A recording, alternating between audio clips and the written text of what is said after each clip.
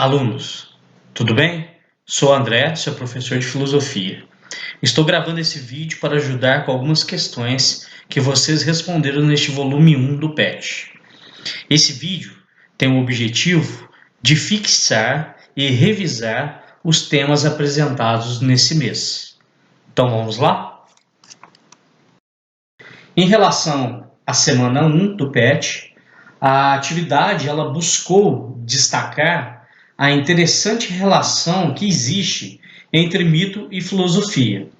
Como vocês viram, os mitos eles são uma espécie de narrativa para explicar a experiência da nossa realidade. Só que essa narrativa, mesmo contendo uma certa racionalização, ela ainda está embasada em teorias místicas ou religiosas dos acontecimentos do mundo. Já a filosofia, ela é desenvolvida como um método mais racionalizado, mais lógico da compreensão dessa realidade. Então, a filosofia acaba se afastando desse caráter místico ou mítico das narrativas mitológicas. A única questão que eu achei que vocês tiveram um pouco de dificuldade foi a questão 2, onde que era para montar duas colunas e colocando do lado esquerdo a explicação mítica e do lado direito a explicação racional. Então eu fiz aí um exemplo para vocês verem como que o exercício deveria ser feito. Eu peguei o exemplo do mito que trata do eclipse da lua de sangue. A explicação mítica varia entre os diversos povos, mas eu citei apenas das civilizações antigas, que diz o seguinte: para muitas civilizações antigas, a lua de sangue vem com intenções demoníacas. O povo inca interpretava o colorido vermelho profundo como um jaguar atacando e comendo a lua. Acreditavam que o jaguar voltaria então sua atenção para a terra, de modo que as pessoas gritavam, agitavam suas lanças e faziam seus cães latir e uivar, esperando fazer barulho suficiente para afastar o jaguar. Já a explicação racional que é colocada do lado direito é simplesmente essa. Durante o eclipse, a lua cheia se move em direção à sombra da Terra lançada pelo Sol e fica momentaneamente escurecida. Alguma luz do Sol ainda alcança a Lua, refletida pela atmosfera da Terra, iluminando-a com um brilho que vai do cinza ao vermelho escuro, dependendo das condições atmosféricas. Então, o mesmo exemplo, o mesmo fenômeno da nossa realidade, ele encontra explicações distintas, da maneira mística, envolvido mais num caráter religioso, mais místico, e a explicação racional já é embasada mais na ciência. Em relação à semana 2, a atividade do PET ela buscou enfatizar as questões concernentes à liberdade e à consciência humana. Esses dois conceitos que são elementos característicos, do nosso ser, da nossa humanidade. Então, ele tratou um pouco de questões de como nós somos realmente livres e de como nós temos responsabilidades a partir dessa liberdade que é inerente à nossa humanidade.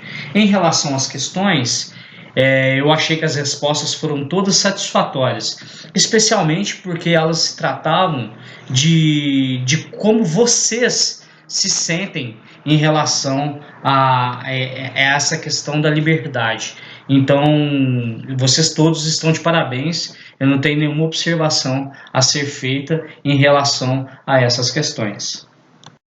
Já a semana 3, a atividade ela buscou apresentar aqueles elementos que tornam o ser humano diferente em relação aos outros seres.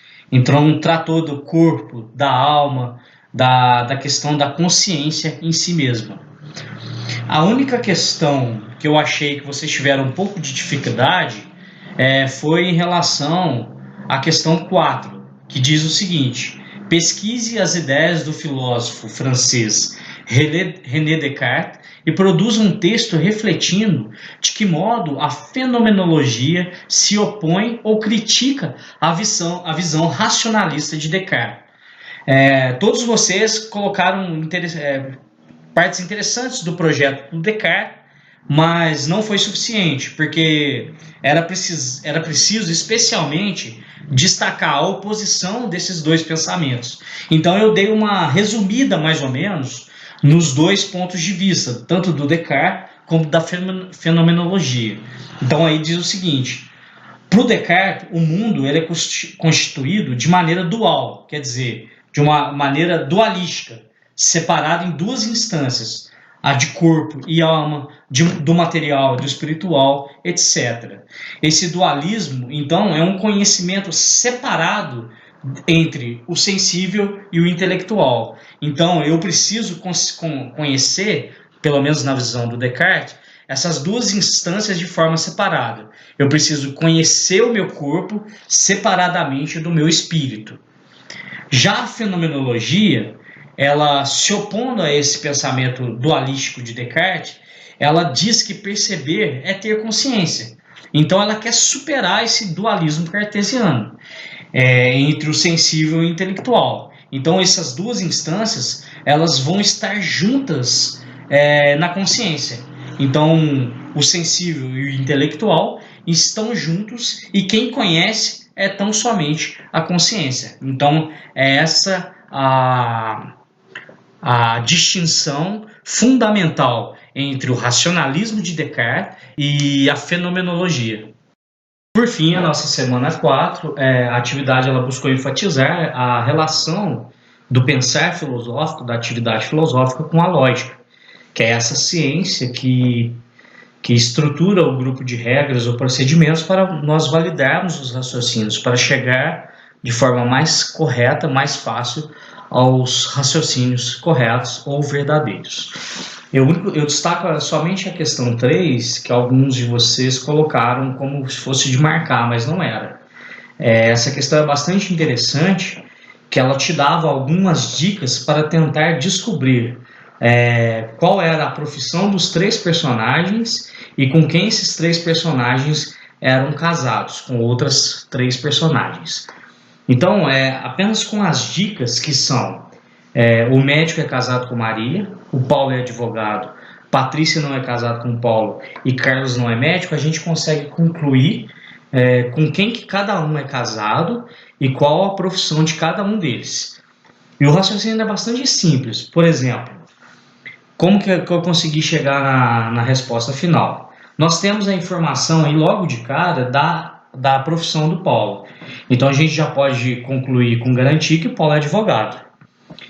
E também nós sabemos que o Carlos não é um médico. Se nós temos 3 profissões e nós já sabemos 2, que o Paulo é advogado e o Carlos não é um médico, logo o Luiz é o médico. Porque se o Carlos não é o médico e só tem um médico, o Luiz é o médico. E se a Maria é casada com um médico, como diz